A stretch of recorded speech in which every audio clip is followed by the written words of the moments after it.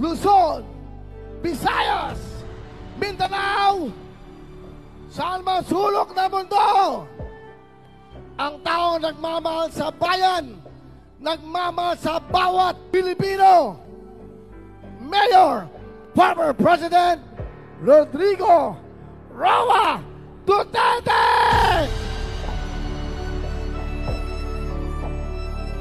Lights, please, lights.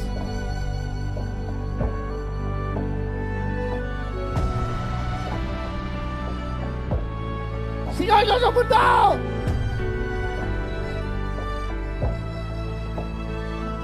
Ang nagmalasakit, nagmahal,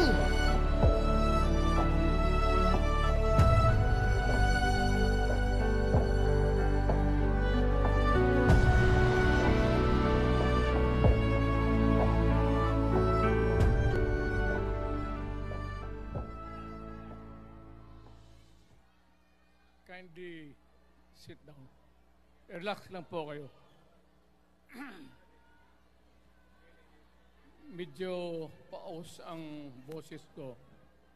At pasensyahan ninyo ako. Maraming nasa utak ko. Papunta ako dito kung anong sasabihin ko. Puno kanina ang kaalaman ko. Ang problema, nung sumayaw yung magkakaroon dito,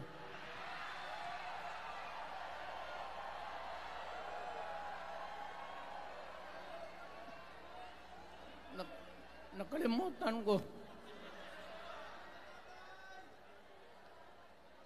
Matanda na rin kasi ako. Ano ito? Meeting de Avance? Alam mo, nung unang panahon, wala naman tayong kamuang-muang, wala naman tayong kalaban, wala namang nagagalit sa atin. Pumunta ang Espanyol at inagaw ang ating lupa, hinirang. For 400 years, nagtiis ang Pilipino, subjugated by foreigners. Then, during the American and Spanish War, natalo ang Espanyol at napunta ang ating bayan sa Amerika. Anak ng grabe ang tiis ng Pilipino, yung mga lolo natin, kung gaano na lang sila pinahirapan. Alam mo noon, kung hindi ka magsimba, ay may mga pare nandyan, they know the history of Christianity. Alam mo noon, kung hindi ka magsimba, 10 palo sa katawan mo. You doubt my... Ayan si Father Ibasco, Chief of Staff ko sa City Hall. Siya yung NPA leader doon sa Libungan. May plenum ang komunista. Itong mga sundalo natin, nandito sa harap ko, nahuli yan si Ibasco. At ako naman ay fiscal noon, pumunta ako sa Katitipan para i-administer ko yung oath niya, yung statement niya kung totoo o hindi.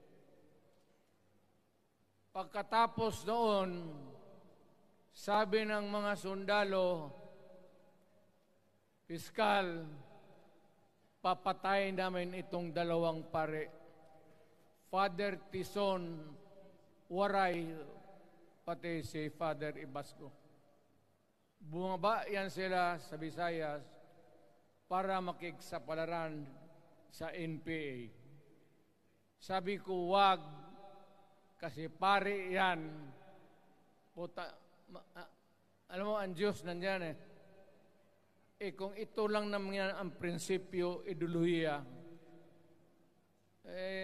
hindi naman kriminal yan, kidnapper, o pusher. Sabi ko, kulungin na lang ninyo. So, sa matagal na panahon, sulat siya ng sulat kay Cory. Eventually, na-release yan sila lahat, pati na ang asawa nila Quintanar, yung mga komunista, mga Esparo, nanggaling dito at naging uso sa buong Pilipinas, yung pagpatay. Wala. Barangay captain, konsehal, military, navy, police, puro may pamilya. Anak ka ng kakawalang kwenta yung ideolohiya. Kung hindi mo man lang mabinta sa mapayapa na panahon, so kinuha ko siya Chief of Staff, tapos umuwi siya sa Bohol, naging governor. Pare ito. Nandito siya ngayon, kasama tayo, at maraming salamat. You guys from other parts of the Philippines nagpunta rito para lang makipagduyog sa Bisaya. Sumama lang sa ating, kung sabay tunong sa Tagalog, yung ating, the purpose of why we are here. Wala akong, no longer in politics. I am not a candidate. Nahirapan nga ako mag-akyat ng hagdanan. I am 80 years old. Hindi, 79 lang, pero hindi binibilang yan eh. Sabi malas daw. Sabi ng asawa ko, 80 na ako. O, sige, 80 na. Pero nung lumabas itong People's Initiative, okay man yan. Abogado ako. There are 3 ways of amending the Constitution. Mag-constitutional convention, mag-election tayo sa political districts ng representante para sa assembly to convene there and propose changing or modification of our Constitution. Itong People's Initiative, pati itong Congress, they would convert the Congress into a constituent body and propose the Constitution. Alin man dyan sa lahat, it will be submitted to the people for ratification. Ang problema dito, ako, Mr. President, Ma'am Lisa Araneta Marcos, hindi ninyo ako kalaban. Wala akong sinasabi ng masama. Hindi lang ako makakampanya noon. Alam mo, iniiwasan ko ito. Itong panahon na ito talaga ang iniwasan ko kasi mapipilitan ako ngayon magsalita laban ng mga tao sa gobyerno. Alam mo, Mr. President, hindi ako maghingi ng tawad. Kagawan mo yan eh. It is your responsibility sa sarili mo. What you do in this world binds you. Iyo yan. Huwag mong sisihin ang ibang tao kasi sarili mong utak at katawan yan.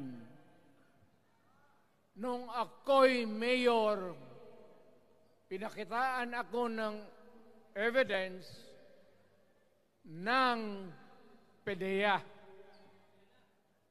Doon sa listahan, nandoon yung pangalan mo. Ayaw kong sabihin yan kasi magkaibigan tayo. Kung hindi magkaibigan, magkakilala. Ikaw pumapasok kayo ng alanganin. Mr. President, baka susunod ka sa dinaanan ng tatay mo.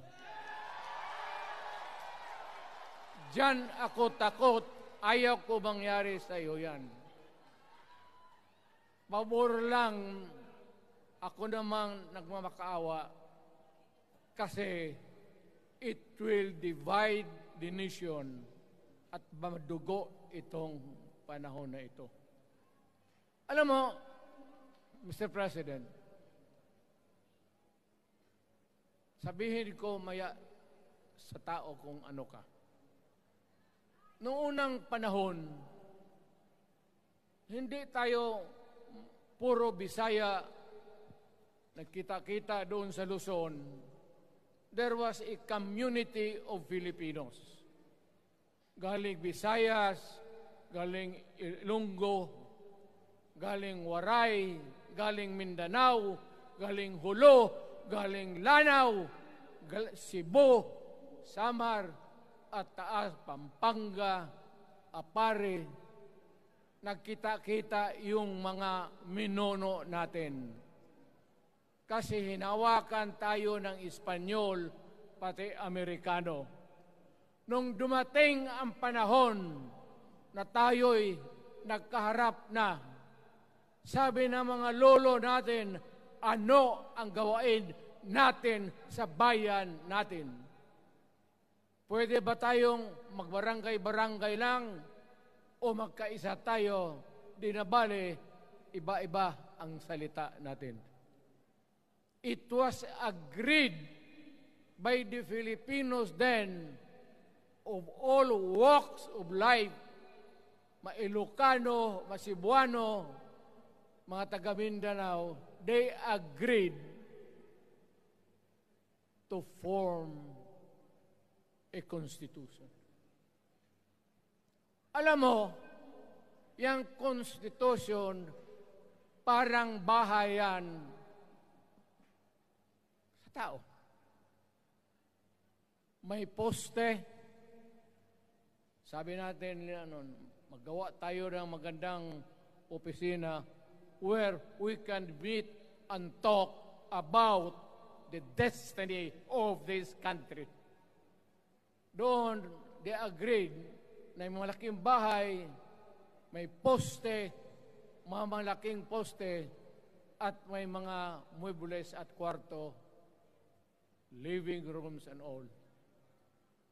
Ang usapan na from time to time, lumalaki na ang bayan at magdagdag tayo ng mga opisina sa mga opisyal. Maganda yun. Bahay yun. Mga sahig, nandyan lahat. The mesa, desks, chairs and everything. Wala tayong pinag-usapan na sirain yung bahay na yun. It was intended for posterity at inabot sa atin yung konstitusyon na yan. Although it was amended and modified, but it is still the fundamental law since 1935 hanggang ngayon. At what keeps in Ilocano, Bisaya, Waray, Moro, bakit tayo nagkaisa? Magkaiba ang salita natin, ang pagkain, iba.